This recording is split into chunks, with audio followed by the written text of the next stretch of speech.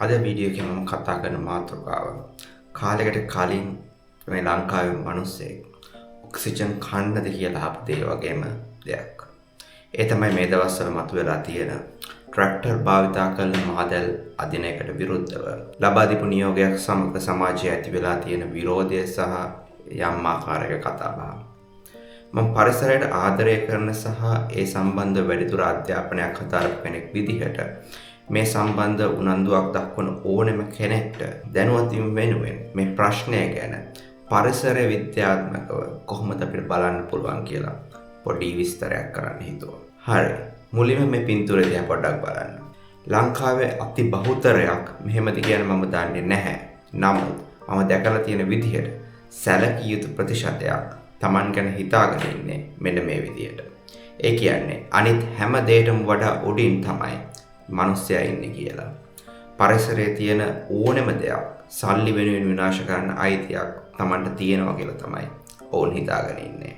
ඒක එහෙම නැහැ කියලා ස්වභාව ධර්මයේ විසින් අවස්ථා කිහිපයකදීම මේ මෑතකදී ඇතුළුව පෙන්වලා දුන්නත් ඒ බහුතරයක් දෙනා කවදාවත් මේ මැසේජ් එක තේරුම් ගන්නේ නැහැ. ඉතින් මේ මාදල් සහ ට්‍රැක්ටර් ප්‍රශ්නයත් අන්න ඒ වගේ තමයි මම දකින්නේ. මම මේ ඇති වෙලා තියෙන කතා බහ තුළ මේ රට විනාශ කරපු සමහර දේශපාලන පිරිස්වල හැසිරීම දකින්න හිතුවේ. එයාගේ අතීත හැසිරීමත් එක්ක ඒ මිනිස්සු එම හැසිරෙන එකේ ලොකු වරදක් නැහැ කියලා. මොකද සල්ලි වෙනුවෙන් ඕනෙම දෙයක් විනාශ කරන සහ ඕනෙම දෙයක් පාවා දෙන මිනිස්සුන්ගෙන් ඊට වඩා දෙයක් බලාපොරොත්තු වෙන්න බැරි නිසා. හරි. මුලින්ම අපි මොකද්ද මේ මාදල කියන්නේ කියලා කතා කරගෙනම ඉස්සරහට යමු. සරලව කිව්වොත් ඔයා කවදා හරි මාළු ටැංකියක මාළු අයින් කරන පාවිච්චි කරන මෙන්න මේ net එක දැකලා තියෙනවද? මගේ කියවීමට අනුව මාදලේ තියෙන්නේ ඒකට සමාන concept එකක්.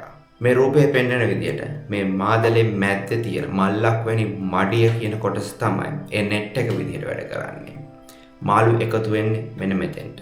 ඊට පස්සේ තියෙන්නේ දැල් පියාපත් කියන මෙන්න මේ ඒරියා එක. ඒකේ ප්‍රධාන කාර්යය වෙන්නේ මාළුන්ව මඩිය දෙසට ගාල් කරන වැටවල් වගේ ක්‍රියා කරන එක. අවසානයේ මෙන්න මේ දිග ලණු වල කාර්යය තමයි දැල මූදේ එළුවට පස්සේ ආපහු ගොඩ බිමට අදින එක. මාදලකට කොන් දෙකක් තියෙනවා. එතකොට මාදල එලනවා කියන එකේදී වෙන්නේ මුලින්ම පුංචි ඔරුවක් පාවිච්චි කරලා වෙරළේ ඉඳන් මූද පැත්තට අඩකවයක් හැඩයට දැල එලන එකට. එක ලණු කොනක් වෙරළේ තියෙද්දී ඔරුව ගිහින් අනිත් කොනත් නැවත වෙරළට අරගෙන එනවා. හුඟක් දුරට මේ වෙද්දී ඔබට හිතෙනවා ඇති මේ concept එක හරි සරලයි නේද කියලා. ඒකේ වරදක් නැහැ. මොකද මේ මාදල් රැකියාව කියන්නේ අපේ රටේ අවුරුදු 100 ගණනක් පරණ සම්ප්‍රදායක්. ඒකේ තිබුණේ මිනිස් ශ්‍රමය සහ සාමූහිකත්වය. හැබැයි හුඟක් දේවල් වගේ මේකත් මෑතකදී පරිසරයට මොකක් වුණත් කමක් නැහැ. සල්ලි හම්බෙනවා නම් කියලා හිතන මිනිස්සු නිසා ටිකක් වෙනස් වුණා.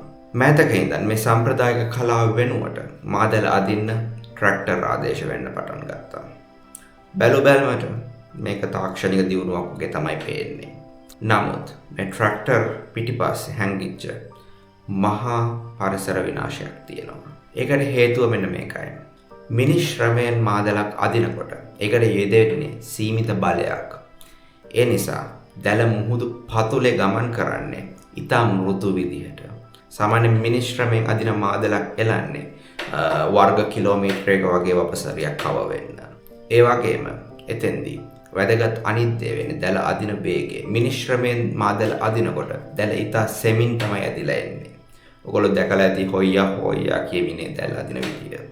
ඒ නිසා දැලට අසු වෙන අනවශ්‍ය කුඩා ජීවීන්ට සහ බිත්තරවලට දැලෙන් බේරිලා යන්න ප්‍රමාණවත් කාලයක් ලැබෙනවා. ඒ කියන්නේ සම්ප්‍රදායික විදිහට මාදල අදිනකොට සබදාමයට ඔරොත් දෙන ප්‍රමාණයට වඩා වැඩි දෙයක් අපි මුහුදෙන් ගන්නෙ නැහැ. එතකොට මොකක්ද ට්‍රැක්ටර් පාවිච්චි කරද්දී තියෙන ප්‍රශ්නේ? ට්‍රැක්ටර් එකකින් පුළුවන් වර්ග කිලෝමීටර් 4-5ක් විතර වපසරියක් කව වෙච්ච මාදලක් අදින්න.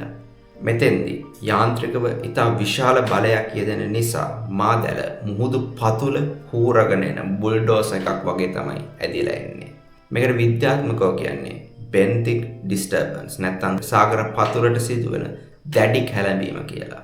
මේකේ ප්‍රතිඵලයක් විදිහට සාගර පතුලේ ජීවත් වෙන කුඩා ජීවීන්, ශුද්‍ර ජීවි පරිසර සම්පූර්ණයෙන්ම විනාශ වෙන එක තමයි සිද්ධ වෙන්නේ. ඒ වගේම මුහුදු පතුලේ තියෙන මාළු බිත්තර දාන්න මූලිකවම යොදා ගන්න ශාක සහ තනබිම් සහිත ප්‍රදේශ මේ ට්‍රැක්ටර් භාවිත නිසා සම්පූර්ණයෙන්ම විනාශ වෙලා යනවා.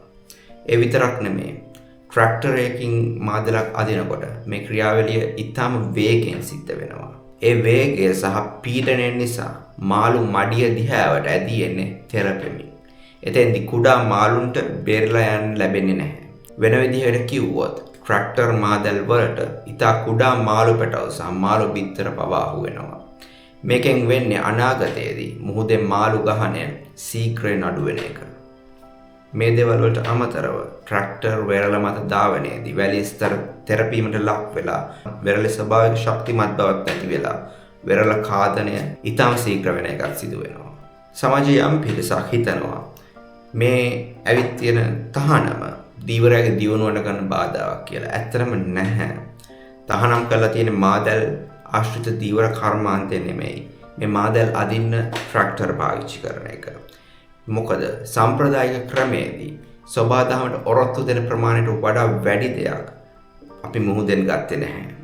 නමුත් යාන්ත්‍රිකව මේක කරනකොට සිද්ධ වෙන්නේ අස්වැන්න නෙලීම වෙනුවට මුහුද සූරාකෑමකට ලක් කරනවා වගේ දෙයක්. අද අපි ට්‍රැක්ටර් දාලා ලේසියට වැඩි අස්වැන්නක් ගත්තොත් තව අවුරුදු කිහිපයක් යද්දී අපේ දීවරයින්ට මුහුද යන්න වෙන්නේ හිස් අතින්. හරි. වීඩියෝ එක පටන් ගද්දී මම ඔයාලට මෙන්න මේ පින්තූරය පෙන්නුවා. වීඩියෝ එක ඉවර කරන්න හේතුවේ මෙන්න මේ පින්තූරය පෙන්නලා. මේ පින්තූරය මම පෙන්නන්නේ විශේෂයෙන්ම දැනට පාසල් යන වයසේ ඉන්න දරුවන්ට. ඔයාලගෙන් පුංචි ඉල්ලීමක් කරන්න. මොකද මම දන්නවා සල්ලි කියන දේ හැමදේම කරගත්ත වැඩිහිටියන්ගෙන් මෙහෙම ඉල්ලීමක් කරලා කිසිම තේරුමක් නැහැ. ඉතින් පුංචි ඔයාලා පුළුවන් නම් ලෝකේ ඇත්ත තේරුම් ගන්න. මිනිසා කියන්නේ සබා ධර්මයේ සියල්ලටම උඩින් ඉන්න කෙනෙක් නෙවෙයි. මිනිසා කියන්නේ සබා ධර්මයේම තව එක කොටසක් විතරයි. අපි සබා ධර්මයේ සූරා කන්න ගියොත් ඒකේ විපාක අපිට හම්බෙන්නේ 100,000 ගුණයක් දරුණු වෙලා.